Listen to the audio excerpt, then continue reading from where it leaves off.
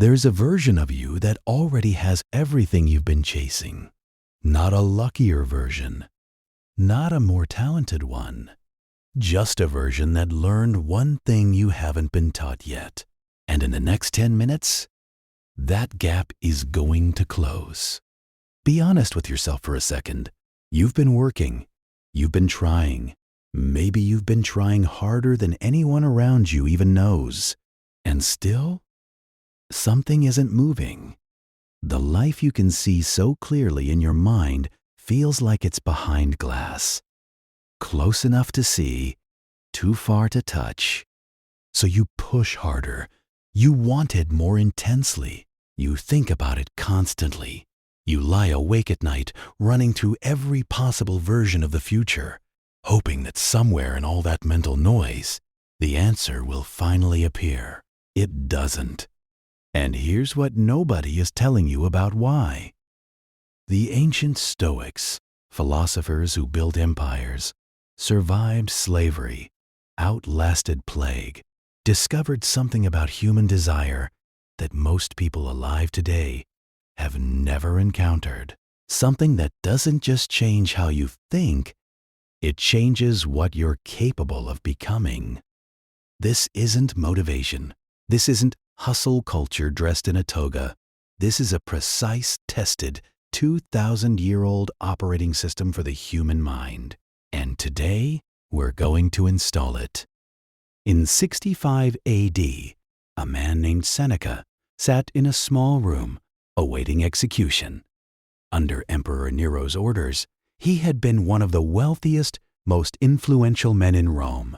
He had advised the most powerful ruler on earth. He had written words that would survive 2 millennia. And now, at the end of everything, facing his final hours, he was calm, not numb, not resigned, calm. His wife wept. His students were inconsolable. And Seneca, in that moment, spoke with more clarity than most people find in a lifetime of comfort. How? He had spent decades practicing what I want to call the paradox of wanting. And it goes like this. The more tightly you grip a desire, the more it escapes you. Not because the universe is punishing your ambition, but because desperation is a state of lack. And a mind rooted in lack will always find more lack to confirm what it already believes. Modern psychology calls this the scarcity mindset. Neuroscience calls it threat mode cognition. The Stoics simply called it confusion about what is truly yours. Because here is what Seneca, Marcus Aurelius, and Epictetus all understood, each from completely different circumstances, each arriving at the same conclusion. You cannot build a great life from a burning building. First, you have to stop the fire. Every morning, before Rome woke up, before the Senate convened, before a single soldier received an order, Marcus Aurelius wrote, not goals, not affirmations. He wrote about everything that could go wrong. The Stoics called this practice premeditatio malorum, the pre-experience of difficulty. And before you dismiss it as pessimism, understand what it actually does to the brain. When you rehearse adversity in a state of calm, your nervous system learns to treat that adversity as familiar territory. The panic response, the clarity response strengthens. You are, quite literally, training your mind to remain functional under pressure before the pressure arrives.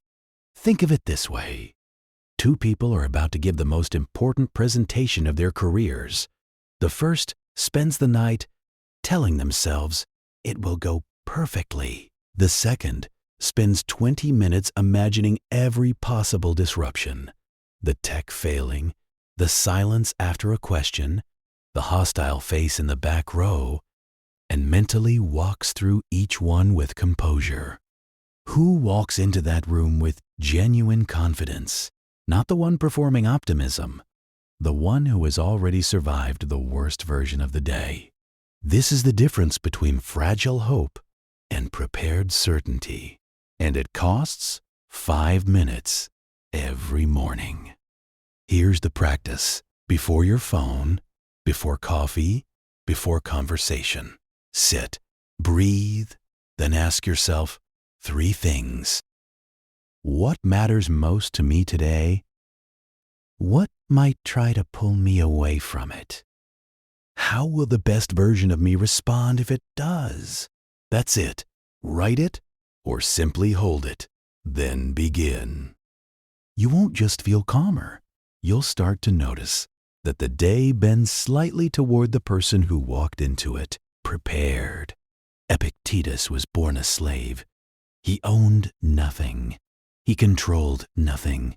His very body was considered someone else's property. And yet, he became free in a way his masters never were, because Epictetus discovered a distinction so simple it sounds almost too obvious, yet almost no one actually lives by it. There are things within your control and things that are not. That's it. The whole philosophy distilled. But here is where it gets profound. Most people intellectually accept this and then emotionally ignore it entirely. They say, I know I can't control the outcome, while privately treating every day like a negotiation with the universe over exactly which outcome they'll receive.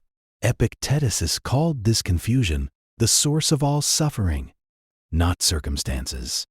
Confusion. Seneca illustrated the correction with a single image, an archer. The archer does everything within their power. They study the wind, they align their body, they breathe, they aim, they release, and then they let go. Not because the target doesn't matter, because they understand something crucial. Once the arrow leaves the bow, the archer's job is complete. Collapsing in anxiety over where it lands doesn't improve aim. It ruins the next shot. This is detachment, not from your dreams, but from your grip on the timeline. And when you genuinely practice this, something strange happens. The obsessive mental noise quiets. The energy you were spending on controlling outcomes gets redirected into doing the actual work. Opportunities you were too tense to notice suddenly become visible. People are drawn to the calm, purposeful version of you that emerges. You don't become less ambitious. You become terrifyingly effective. Now here is the idea that separates the people who merely survive their difficulties from the ones who are defined by them. The Stoics called it amor fati, love of fate, not acceptance, not tolerance, love. Marcus Aurelius wrote that a blazing fire doesn't complain about what it's given. It simply transforms everything it receives into light. And that image should stop you. Because most of us are walking through our hardest seasons asking, why is this happening to me? The failed relationship, the business that collapsed, the years that felt wasted, the version of yourself you had to bury to become who you are now. The Stoics would ask a different question. What is this making possible? Not as a spiritual platitude, as a genuine, practical inquiry. Marcus Aurelius governed an empire while burying children, fighting wars, and watching millions die from plague. He didn't write the Meditations, despite that darkness. He wrote them inside it. The plague didn't interrupt his legacy. The plague forged it. Zeno, the founder of Stoicism, lost everything in a shipwreck. He walked into a bookshop with nothing, followed a stranger's pointing finger toward a philosopher, and from that single, quiet, unhurried moment of curiosity, born from catastrophe, an entire school of thought emerged that outlasted every empire of his era. Your hardest chapter is not evidence that you're behind. It may be evidence that something significant is being built. There's one more practice, and it's the one that makes everything else permanent. Every night, Seneca would do something radical by modern standards. He would sit in silence and honestly examine his day, not to shame himself, not to spiral, with the same compassion a trusted mentor would offer a student they genuinely believed in. He asked 3 things. Where did I show up as the person I intend to be? Where did I betray that person, and why?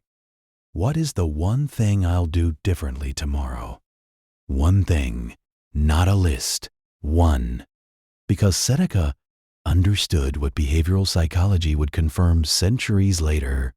Small, specific, repeated adjustments compound into total transformation. You don't become Marcus Aurelius in a moment of revelation. You become him across 10,000 evenings of quiet, honest self-examination. Most people never do this. They move through days like a river through uncharted land, going wherever the current takes them, and then wonder why they don't end up where they intended. The evening review is how you stop being moved and start moving with intention.